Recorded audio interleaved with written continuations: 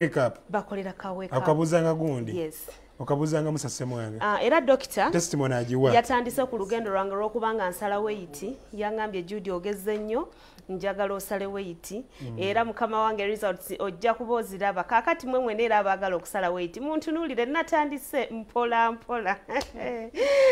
Musasinike ebi.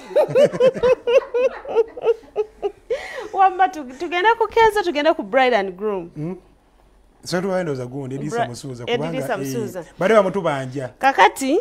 baga bambo Edisa Musuza bamukunkumudde omukono we bati ekintu kigenda ekintu kigenda waliwo negundi kyenda bya Musofi Nantongo kyalimu bitambula ku social media Uganda enyuma Dr. T naye yavuddeyo kakati Edisa munange ye naye ayisa olukiiko olw'abayimbi ne bannamawulire. Kutabaganya injuyi zombi. Abamawulire balina buzibu. Gyemukuddeko batuyisaamuko ku maaso ne tubagana naye bannamawulire batabeera bantu mmwe mubeetaaga. Abamawulire tebalina buzibu. Ekisookera ddala kyolina okumanya nti abamawulire tuli ndabirwamu. Kakati kye tukola nti tujja kiri ekiri entu kiraga abantu ekiri eno. Ale njagala nnyo ne tuba natu abamawulire abogera amazima nti wabeerawo akavuyo eri tujje tugambe nti akavuyo gye kali weba bitambula bulungi abantu bategeeze nti bitambula bulungi tojja kunsuubira akavuyo akagenda mu maaso nzije ngambe nti birungi byereere ate abantu abandaba mama akoze disservice y'amaanyi weba bitambula bulungi era nja kujambaga bannaye ekiri eri bali sibalabanga bali well organized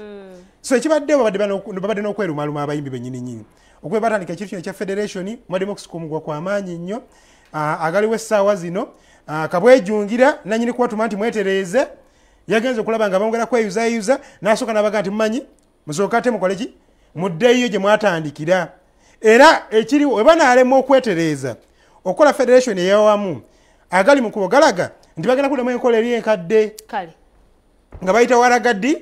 owagundi owa forum wali waggulu ngayita buyisa naga nti abakadonkamu mujje ezamwezi zino okitegeera abalaga mujje ezamwezi zino abafirimu mujje ezamwezi zino so bati bagala mbeera eyo nti ng'abayimbi beekolemu omulimu so ekiriwo Kenzo ne group ye babalimu n'endowooza nti maybe abayimbi amini abamawulire babasiiga ekifaananyi kibi ebweru so ayise meeting ne banne kwongera kuteekawo nkolagana eyo nti banne abamawulire temukuba wala mukole ki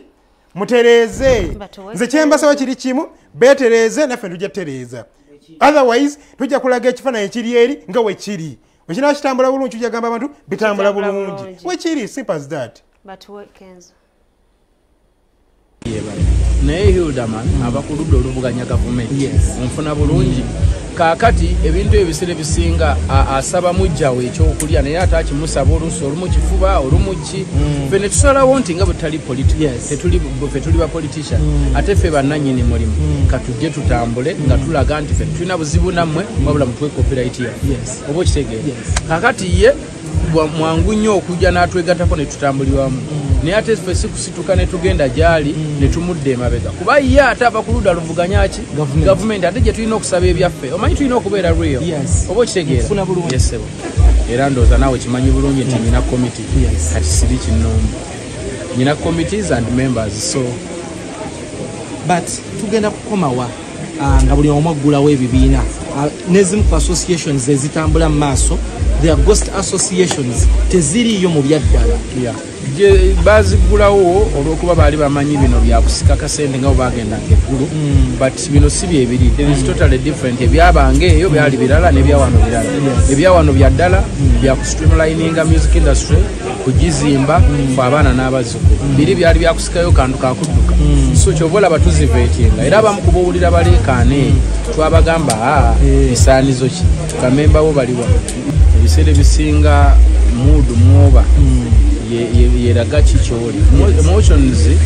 olumu tuziteekamu olw'embeera mwe tuyisiddwa nti abantu bakunyigiriza ne bakutuusa ku kisenge fe tubonyaabonye nnyo ng'abayimbi abayimbi bali ku drugs abayimbi bali mu depression cyber bullying biki bingi nnyo ebigenda mu maaso naye nga teri alwanirira muyimbi bwe tuba nga tufunye ka chance akafuna office naffe tusobola olwopa ebizibu byaffe tufune ka poliisi kaffe akamangu akasobola okutula mu negotiations ne ba partners ne batuyisa bulungi ate olina gyakalinyemu you might end up being emotional because this is real bino bya ddala naye nolaba olinga abijokingiddemu oluusi kiyinza okukuleetera obuzibu but with the time will calm down and everything will be fine. The right of association and the right of federating kiri eri gwe tosobola kukakibwa kufederatinga nga toyagala naye sofa ffe tujja tambula ne bamembers nga tulina kubawulira. How far is the registration of this federation? Tubadde tukyali mu process emaliriza naye nga already eri reserved eri approved just by within 2-3-4 days ejja kubanga ne certificate kimu ekirisibu tetuyinza kukola bintu bitali byamateeka. Associations meka ezifederatinga naawe nga gwe? Associations nyingi nnyo first and foremost tugenda kuyita mu sub regions okusobola okuba nga tutuuka ku muntu we wansi ne sustainability and continuity nti bwe tukozesa sub regions ne tukozesa ne music domains nga bwowulira baproducer basongwriter baani abo bo bamanyikiddwa toyinza kuleetayo balala ne tumakinga sure nti babeera organizing nga tebakuliatinga nyingi then ne tukozesa ne sub regions okusobola okutuuka ku buli kabinyomero kw'eggwanga kiba kitegeeza tujja kutambula bulungi awe tugenda okuyita somanya sub regions ziringa 19 ku 2 then plus sub domains eziringa nazo 5-6 then we will be like around 25. Edisa Musuuza, president wa federation gye bageza okulaba nti nno bateekateeka mu nkola. Ekisookera ddala Judy njasigala ku nsonga nyini abayimbi tewali abatabula saagala beewaayirize abayimbi bennyini be beetabula abayimbi bennyini baitha abayimbi abo balaba bategeera bulungi byonna ebikolebwa babimanyi era nga bayagadde ogetting organized and get organized abayimbi abo nga bayagadde okwetereeza basobola okwetereeza naye nabo bakimanyi bulungi nti balina okubeera mu mbeera eyo nsonga kibali mu mbeera eyo so kiba kikyamu nnyo okwayiriza omuntu w'ebbali nti atutabula bayimbi bennyini basobola okwetereeza bonna bolabaawo bantu bagezi era nga bayagadde okukola ekintu bakikola bulungi nnyo so kiba kibi nnyo okulumba abantu ab'enjawulo oba okuya ku bantu ab'enjawulo nti babatabula no bayimbi bennyini nnyo tewali abatabula kale banaffe abasano wa tours and travel bagamba nti basobola okutambuliza ebyamaguzi byo ku bbeeyi nseko buseko bava South Africa ne baleeta Uganda ne bajja Uganda ate era ne batwala erigwe naawe omwana ali wano ng'obuliddwa empapula zo ne w'oba ng'oli eri basobola okukolera ku by'okutambula n'otereera bulungi nnyo banoonyeko ogenda kubanga obafunira ddala bulungi kakati bridal and groom tubadde tubagamba kakati katubalage ekiddala ekituufu ekiriwo ndabyeko Kenny ng'atunyonyola nti security eri gulugulu enteekateeka zonna zaawedde dda bannange bino byofuna mu vision group omwoleso gw'embaga tuddira ekintu ekinene ennyinyinyo gwe kyolabanga ekitasoboka ne tukifunza ne tukiteeka ku mutwalo gumu n'ogenda ate era n'ofunamu guno omwoleso gwa byamikolo ebyemikolo mwe muli embaga okwanjula pate buli kimu ekikolagana n'ebyemikolo ogenda kisangayo wali eri so gwe byomanyi bye weetaaga ngwe n'omukolo gw'okoze gwonna mu mbeera gy'ogukozeemu genda wali eri ayagala okumanya wootegeka embaga yo mu nnaku 6 ojja funa bakugu bajja kunnyonnyola ebyomukisenge bikusumbuwa genda bugenzi basenga ne bakujja gye bali eri omukazi yagenze segundi kusalako munne bugundi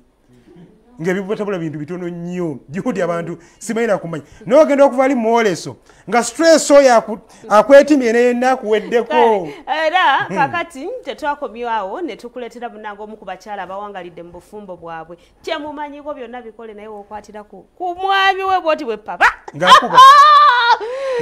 Jezabelo ngakuba mukyala Jessica Kayanja gwenjogerako agenda kubeerayo nga alungamya abaana ab'obuwala n'ab'obulenzi abagenda okubeera nga bayingira mu nsonga z'obufumbo ezo munange nalongo musana omusawo okuva e Tanzania munange y'omu kuba tuteekamu ensimbi omukyala oyo asanga wali mu kizingiza gyogera okubeera nga omusanga nalongo musana kakati ensonga zino zo yazikuguka owulira erinnya lye nti nalongo yeemalirira noonya mirimu noonya baana bufumbo mutuukirire era n'essimu zogenda kubanga kweziryawo ojja kubanga omukubira nalongo musana nkubuuzaako munange tubalekere bride and groom yeah banange bride and groom erimu ebintu bingi abantu batandise dda kyembadde ndeseeyo omwolose guno gwa nnaku 3 wekiri olwokutaano enkya olw'omukaaga ne sande maama ng'era gwe tofuna mukyako Kamanya Zemota Kennedy nazamyuka akulya bitulu kitongole cha vision ku olunaku olwaleero nga emulabye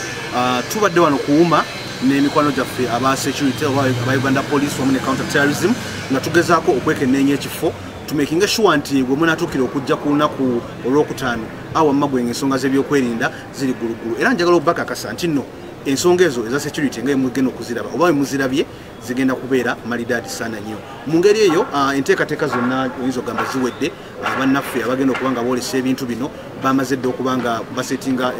stories zaabwe bagenda okuwoleseza mu ngeri ey'ekikula ekyo nga kyetubalinziza kyokka kiri kimu okusasula kwa mutwalo gumu gwokka ogw'ensimbi ng'oyingira okuva ddala ku lwokutaano otuukira ddala ku lunaku olw'essaani nyongera okubajjukiza nti mikwano gyaffe abannira baatwegasseeko tubaweereze saaviisi eyo mu bwangu ate mu ngeri ennuŋŋamu jangu wano omwoleso gaffe gwa bride and groom osasule omutwalo gumu gwokka ogw'ensimbi abakwano baffe abannira babe nga bakolako ebima byo byonna byonna babisitudde ne babireeta wano erugogo babe nga gwalina ensonga yonna ya national id nga national id badde okufukirira national id ekifo kiri kimu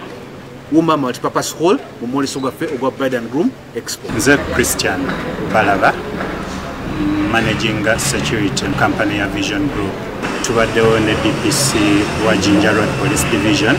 nga omulamwa gubadde nti mu kwetegekera omwoleso gwa Bride and Groom, which is one of its kind mu Uganda wano. Twagala okulaba nga tuwaayo the best. So from a security perspective, tubadde tukola mapping okulaba tunakwasagana tutya ebyokwerinda by'abantu abagenda okwegizibitinga abagenda okujja okulaba ebigenda okwolesebwa n'ebintu byabwe byonna so that tetubeerawo na kusoomozebwa kwonna mu byokwerinda ekyo tukikoze era tukiziganyiza ku ngeri gye tugenda okukwasaganyamu ebyokwerinda era deployments zigenda tandika olwaleero n'olwennyini so that tetuwa mwaganya muntu yenna ayinza okuba nga alina ebigendererwa ebikyamu okutuukiriza ebigendererwa ng'ebyo so security egenda kubeerawo okuva leero paka ku Sunday. Bwali eyo wali badde ogezaako n'oba nga oyanguwa okuyingira mu twalo gumu n'ojja n'olaba ebintu ebyenjawulo wano we tuli ogenda kusanga abantu abatunga amasuuti g'abaami engoye z'abakyala naye nga bazitungira wano wennyini so bwe tuzisanga eyo maduuka tulowooza ziva China ziva Thailand naye wano ogenda kubasangawo ng'omuntu akupimako wano n'akutungira esuuti buli omu n'alowooza nti eva China so mujje mubasisinkane wano musobole okubeera nga mukola ki nga mulaba ku misono oyinza okuba nga oli eyo nga wakola embagayo naye nga mu budde obwo tewalaba ku mmotoka nnungi kuzikozesa so osobola okujja wano n'olaba ku mmotoka ennungi ez'emikolo egy'embaga oba otukuza obufumbo bwo myaka emeka n'oba contactinga ne musobola okuba nga mukola ki nga mukikwasaganya kakati guno mwoleso gwategekesebwa Vision Group guli wano kuwuma gugenda kuba ennaku 3 kuva ku lwokutaano mpaka Sunday tosurwa okuyingira mutwalo gumu gwokka ate kuyingira owabeera bwa bwerere ojja kusanga nga tukutegekedde jalibu otestinge ogambe mpaka kino ate bw'otwala ecupa emu nga tukwongera obulala bubiri. Eno ye program Kasalabe cha ng'ekutuusibwako. Abo ba Sanwa Tours and Travel bebeesigika mu kubukingira tickets wamu ne visas okugenda mu nsi ez'enjawulo. Kola kago okuva South Africa. Basange ku 67 Pretoria Road, Kempton Park. Nalongo Musana ye musawo mukugu okuva Tanzania. Sangibwa Kizingiza mu Kiteezi. Akola ku figure, hips, akabina, entumbwe, okusala size. Akola ku bakazi abalina amabeere agagudde. Abaagala okuva ku mwenge, jangu wa Nalongo Musana.